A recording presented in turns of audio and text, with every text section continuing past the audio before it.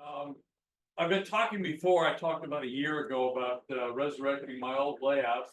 So this is the second part of that. And are you gonna change your mind? Oh, yeah, I guess you are. Okay, it's ON30, it's not HO. People have asked me what the difference is, and fortunately, Bob very nicely demonstrated to everybody, except I'm on the other end.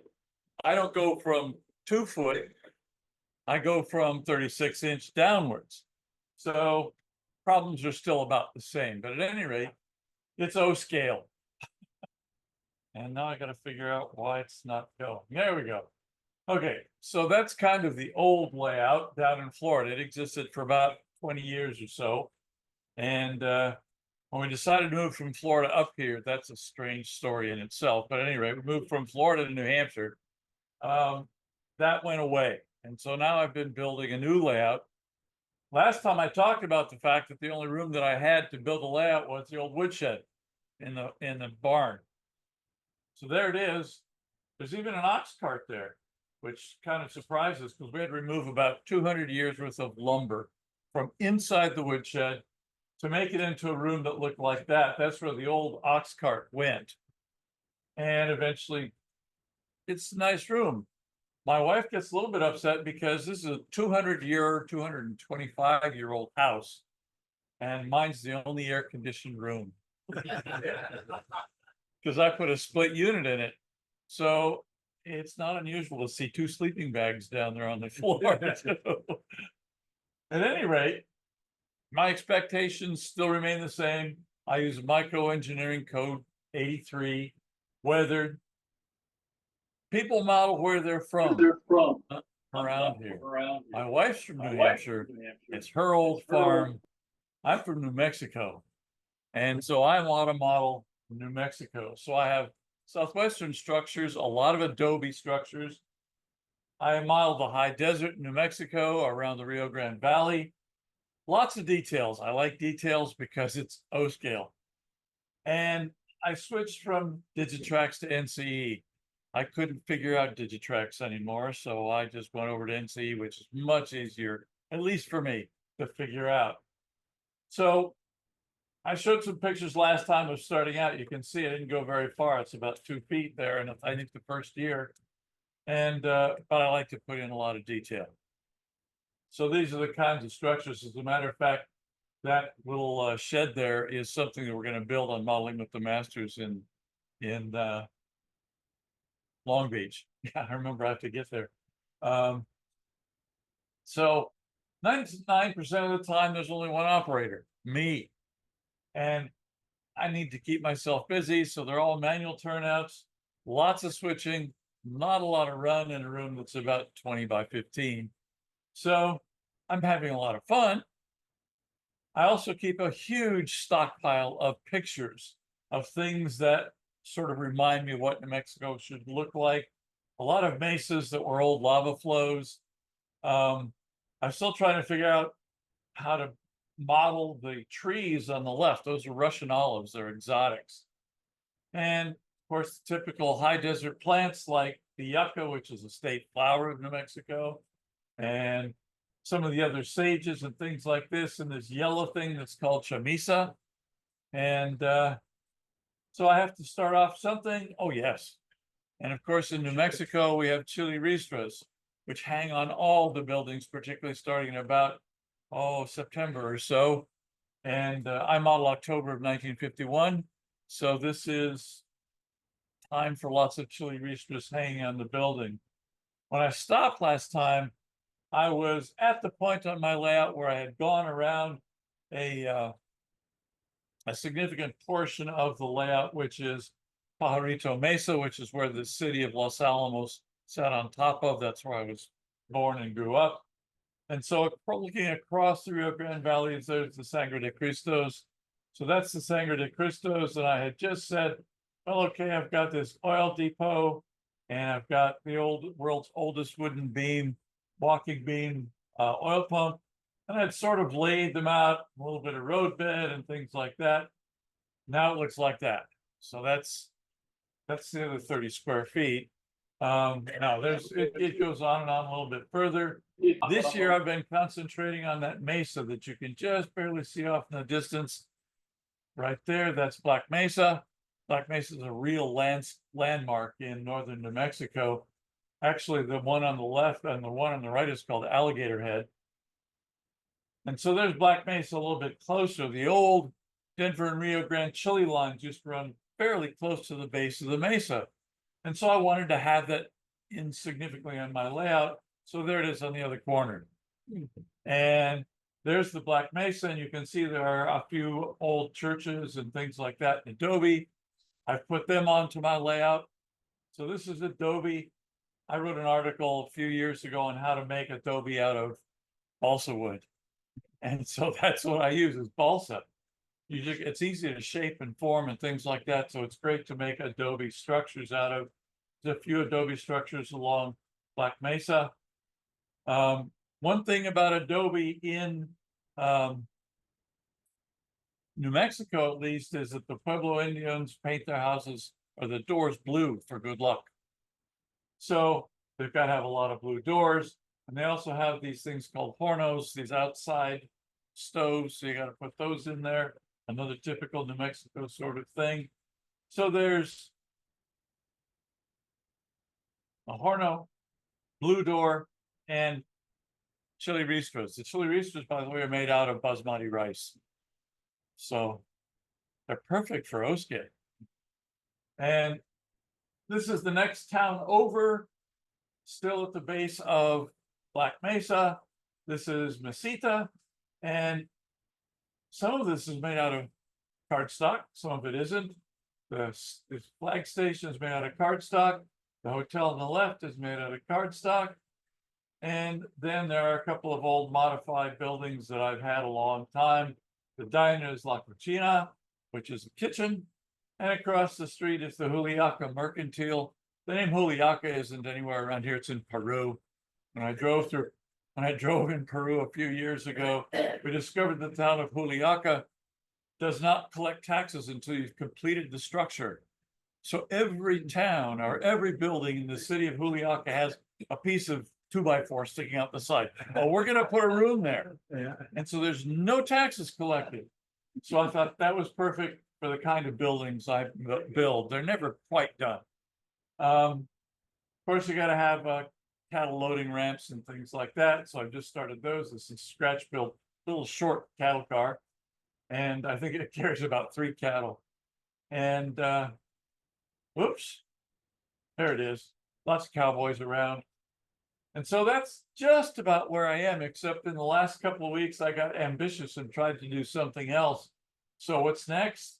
Well, I scratch built this flat car, and I said, you know, I grew up in Los Alamos. There's got to be something that's going to be transported to Los Alamos. Yeah. You don't know about Los Alamos, that's the fat man and the little boy. Those are the first 2 atomic weapons. The little boy was dropped on Hiroshima. The fat man was dropped on Nagasaki. The little boy was a plutonium bomb. The fat man was a uranium bomb. So 1951, they obviously aren't delivering these. So these are the models that go to the museum, Los Alamos Science Museum, which started about that time. Okay, so my next town is Arroyo Diablo. It is an arroyo, if you don't know, is an old erosion ditch. Devil's Ditch. I brought this about a year ago to show people this structure here on the left. That's fairly typical in most of the buildings that I run. There is an old drive-in back there called the Roadrunner Inn. It's built out of cardstock. And then I spent most of the winter building a bridge. So I've been building that bridge, and my wife said, "Aren't you going to put it somewhere?" Well, I have to build an arroyo. So this is the beginning of the arroyo, this big deep thing that sort of skips across. There it is a little bit later. And started to put in some of the hand carved rocks in the back, spread across the bottom, you can't tell here. And there it is about 4 or 5 days ago. Yes, Tom? Where do you collect your dirt from? Oh, well, about every 2 years, I go to Santa Fe for 2 weeks. just to visit some friends and to get my fix on sopapilla. Nobody knows what sopapilla is unless you've been in New Mexico a long time. It's an Indian bread. And I go down along the Rio Grande and collect buckets of dirt and mail them home.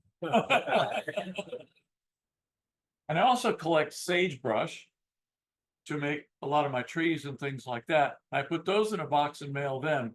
And usually the first thing happens is the mailman brings me this big heavy box filled with dirt from along the Rio Grande. And then he says, I think this one leaked out because it's all sagebrush and it's no weight at all. So it averages out. The neat thing is that, you know, the Postal Service hasn't figured out that they have these boxes that you pay standard postage on no matter what the weight is, as long as it fits into the box. You get a lot of dirt in those boxes. So it's like $3.65 or something like that. Okay, so the dirt does come from New Mexico. I collect it and heat it in the oven and everything else to kill all the bacteria and bugs and things like that. So now I'm at the point where I'm building a couple of structures. This is a scrapyard that I'm about 3/4 of the way done with. You have to go to Buffalo probably, I mean to Rochester to see it, because I'm going to bring it there. And another building, another adobe building that is on the layout. I just happened to have that picture there, so I just wanted to see if you had any questions. It only took 10 minutes. How did you do your backdrops? The backdrops are photographs that a guy actually took for me. I said to him, I wanted to do can you give me a whole bunch of photographs, put them together sequentially. I asked him if he could blend them all together. And he sent it to me, the backdrop, in a 200-foot roll. He lived out there? He lived out there. He took the photographs all the way from Pajarito Mesa, around through Black Mesa. It continues on and goes back up into the Valle Caldera, the big volcano or extinct volcano that's behind Los Alamos. And so it's just a 360 panorama. Sure, did he took the photographs and then how did what did he put it on? He put it on computer and he blended them on computer on Adobe. And then what was it printed on? I have no idea. He sells them in he lives in Los Angeles now. It's printed on paper, on poster paper. Yeah. And it's about 3 feet high and it's 100 feet long. I cut it back up into sections because I can't roll out 300 or 100 feet of paper. And so my wife and I hang it about 8, 10, 15-foot sections. And then we have to sit there and blend the seams together.